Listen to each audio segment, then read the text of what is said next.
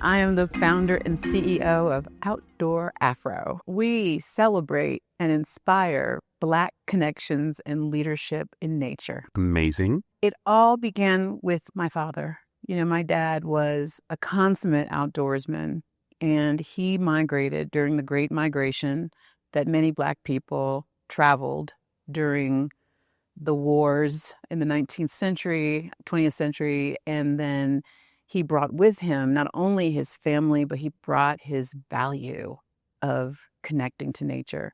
And so even though I grew up in Oakland, California, most of the time we had a family ranch in Lake County, California, and it was truly my laboratory. It was a place where I was able to really sit at the seat of what hospitality was all about. We had people from our church, we had people from the community who would always come and just marvel at being able to breathe fresh air, to see the stars at night that they couldn't see in a light polluted city. And I was able to ride my bike along those country roads and visit the local creek and see the pollywogs turn into frogs. Those values are what sit at the heart of what Outdoor Afro is today. And when you were in Lake County and then came back to Oakland, did your friends who'd never been in nature, were they like, Rue, what are you doing? Like, what do you do up there? Listen, it was so embarrassing for this window of time when I wanted to be the cool teenager. And we lived on the street where the school bus would pass by. And so in addition to all the wonderful connections to nature and the hospitality, my dad was a hunter and a fisher. And so it would not be unusual to have meat curing, hanging in the garage in Oakland. It's kind of cool, but unusual. But basically, you know, it was really like, it was the farm to table experience before it was called that. It was, you know, my family modeling for me what it meant to be in touch with your food ways. And, you know, I wish I could wash that embarrassment away and replace it with the pride I have today. When you think about wild spaces in America and the park system, it wasn't very inviting to people of color. The system felt like a country club designed to help rich white people go and have adventures. You're 100% right. I mean, there were those signs that said, you can't recreate here. You can't swim at this beach. You can't access the public pool. And there is a generational memory of that prohibition. And there was also terror in the woods. There were those trees and Billie Holiday's plaintive lyrics, blood on the leaves and blood on the root, that strange fruit. And having parents who had that firsthand experience. I remember I was like 9 years old and I saw Eyes on the Prize on PBS and I heard the story of Emmett Till.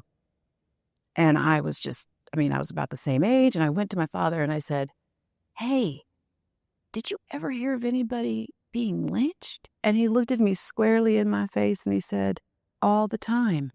So this is what makes my father's perseverance to create that ranch, to create that place of welcoming, so important. And it's helped me to recognize, even though those signs have disappeared, that there's a living generational memory of not being welcomed. Outdoor Afro has been around to help people understand that all of our parks and public lands belong to us all. Today, we have a drowning rate of Black children who drown at 5 to 7 times their white peers, ages 5 through 19. Which is just crazy. That's our inheritance. That's our inheritance. Yeah. And so I know that if a child's afraid of water, they're never going to put a pole in a lazy lake. They're never going to ease into a tippy kayak. And they're not going to give a damn about plastic in the ocean. And I just had this revelation in a conference. And the conference theme was planet or plastics. And I was like, I get it. I'm with you. But I can't start the conversation there in the Black community. when people don't have safe drinking water, they're afraid of water, they have no relationship with water. I can't rush them to the altar. And so I want to help rebuild that relationship that the Black community has with the outdoors. And there have been beautiful relationships with water. The church used to baptize people in rivers.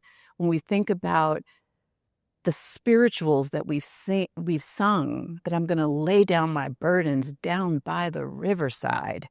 Water is important to us.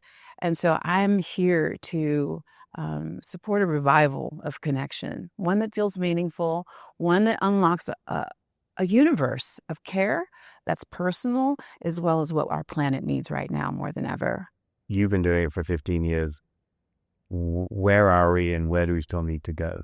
Before Outdoor Afro, I didn't see people like me, like my father, in the outdoors, represented in nature as strong, beautiful, and free. We have a visual representation problem. And so we've just grown organically in response to what the community has wanted.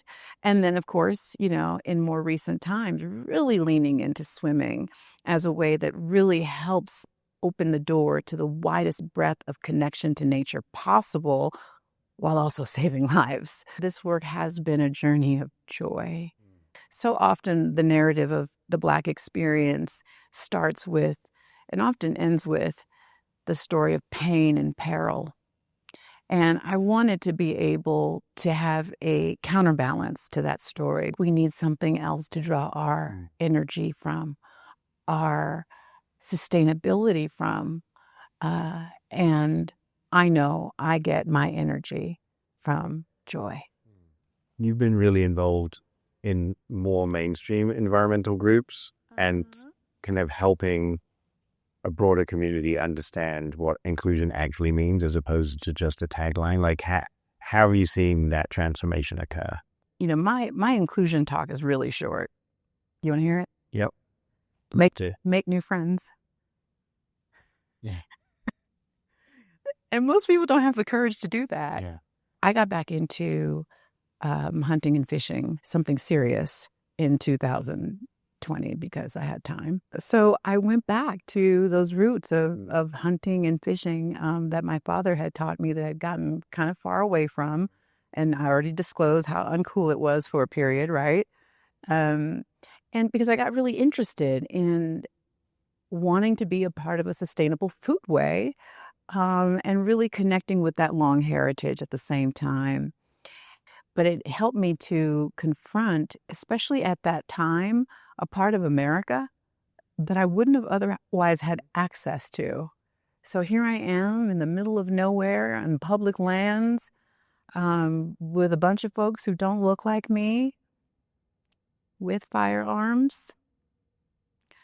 And I asked myself, like, what does this mean? How can I feel safe here? And what I discovered quickly is that there was a shared love for wildlife and a shared love for nature and our wild places that bonded us. We found a way to find a connection that transcended our differences. And I think that's the bigger opportunity here. I feel like nature is absolutely the open source platform, the way that we can connect across all of our differences. And that's the elevation that I'm really happy to see more and more of, versus, hey, let's get more Black people into this program. And then we're going to take our pictures and we're going to put in our annual report and we're going to pat ourselves on the back. No, what happens to that child when they go home? What about their parents? What about their community of care? What about their sustainability and their ability to go over and over again without help? That was beautiful. Thank you. Thank you.